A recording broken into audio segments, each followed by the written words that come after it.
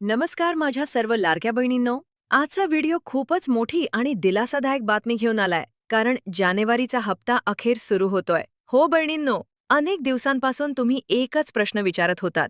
हप्ता कधी येणार? योजना बंद झाली का? 1500 रुपये मिळणार की 3000 रुपये?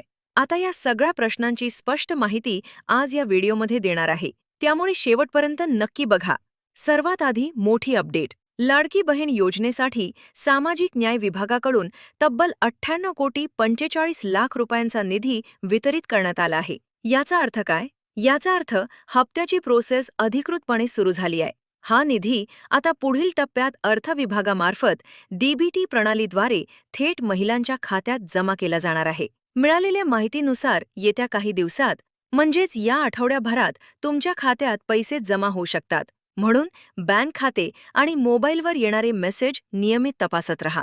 आता सर्वात महत्त्वाचा मुद्दा, 1,500 रुपये की 3,000 रुपये?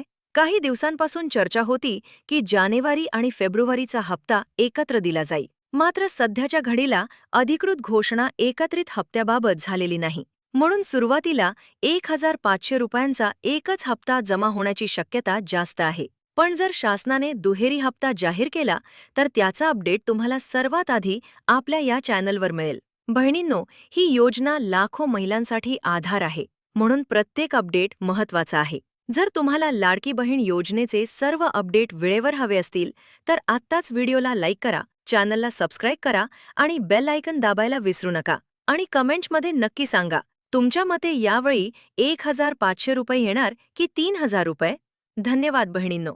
पुढच्या मोठ्या अपडेटसह पुन्हा भेटूया.